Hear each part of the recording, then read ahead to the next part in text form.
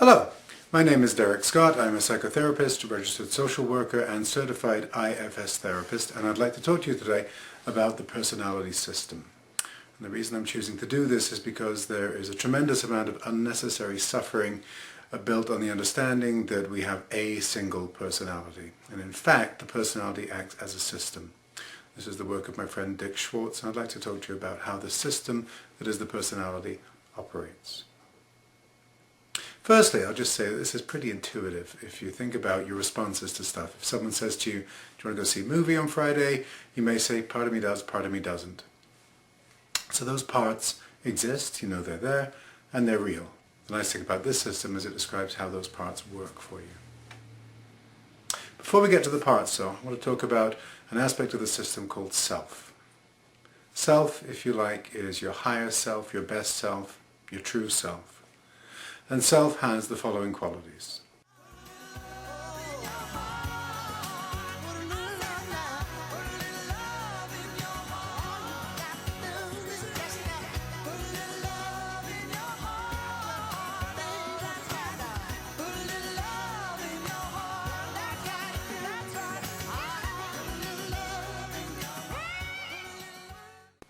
Now, what's true is that we all have self-energy. We all have a self, and most of the time we tend not to work from that place. So, aside from being just a model of the personality, this also provides a method, the internal family systems method of working with the personality and the different parts that enable us to have more self-energy, to feel more peaceful, more calm, less anxious, less depressed. Now the parts of the system can be broken down into parts that are exiled parts. They have big feelings, big beliefs, extreme beliefs, and they tend to be young. And the protector parts that operate to protect you from the exile or to protect the exiled part from getting activated. Let me talk about exiled parts first. When we're children, our systems can easily be overwhelmed with trauma, by traumatic events, or by things like shame. If our parents have been shaming towards us. So, for example, if a parent says, I wish I'd never had children when you're little, and you overhear that, then you may think, oh, I shouldn't have been born. I don't deserve to be here. And if you take on that belief system, or rather a part of you does, it will get exiled to a corner of the psyche. Because it's too overwhelming to live with that belief day to day. I shouldn't exist. And you wouldn't be able to thrive. So the psyche brilliantly exiles that part that then sits with the belief and feelings around that. Leroy Brown. And that part, that maybe experiences shame, will try and get our attention. And that's what we mean when we talk about being triggered. If someone, as an adult, if someone says something to you which is unkind, or says, I don't think you did that very well, you might feel this upsurging of shame. And when that happens, that's that part trying to get your attention. Exiles then hold these big feelings and big beliefs, and they will try and get your attention because they want to be rid of these beliefs and feelings and come back to a more harmonious place in the system. Now, along with these exiles, we have protector parts. And the protector parts can be divided into two. In this model, they're called managers or firefighters. And what the managers do is they seek to prevent an exile getting activated. So let's say you have a part of you that's ashamed of its body, and maybe when you were 7 or 8 years old you were teased about being fat or thin or whatever.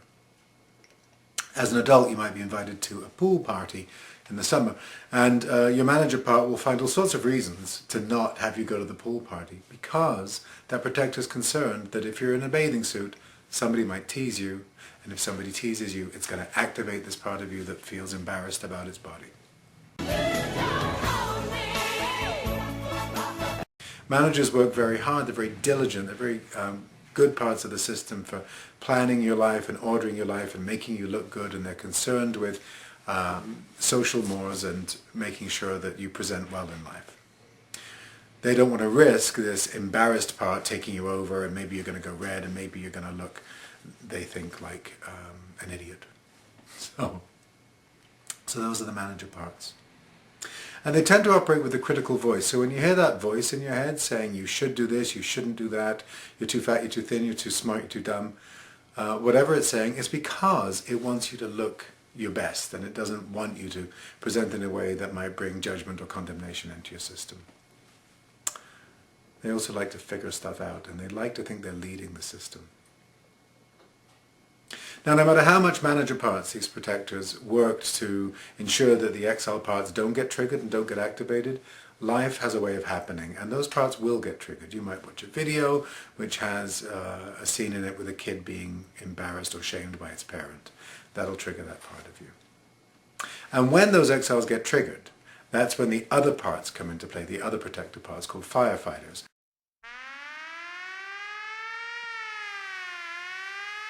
And all firefighters are concerned about is to distract from the energy of the exile. They don't want you feeling ashamed or embarrassed or frightened or angry or whatever the exile is holding. And so firefighter parts operate with what are often thought of as the common addictions. They'll use food, alcohol, anger, overwork. They may use sleep, cutting, spacing out. There's a whole manner of activities that firefighters like to use to distract from the energy of the exile emerging. When these firefighter distractions become chronic is when we think of it as an addictive situation, so addicted to alcohol, addicted to drugs, whatever. Managers and firefighters, although they're both protectors, they don't support each other's behaviors. Managers are, of course, very critical of the firefighters because firefighters tend to make us look bad if you're exploding in rage, if you're getting drunk, and behaving in ways that offend people. Your managers are going to have something to say about that.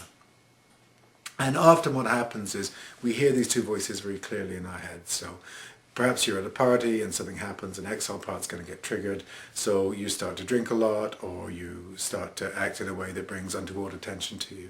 And then you'll go home and the manager will say, I can't believe you did that, why did you do that? And you're thinking, I don't know why I did that. And so these two will have a lot of airtime. And then what happens is the exile doesn't get the attention as these parts are polarized in their way of interacting in your head.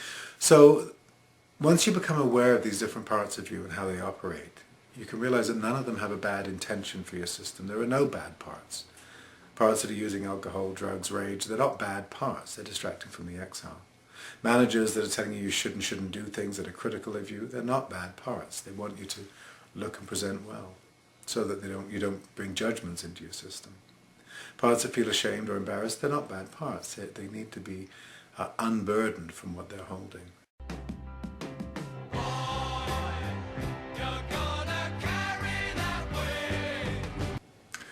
Exiled parts take on burdensome beliefs about themselves in response to external events.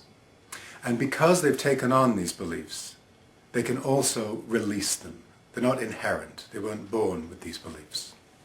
Everybody sing with free, free, free, free.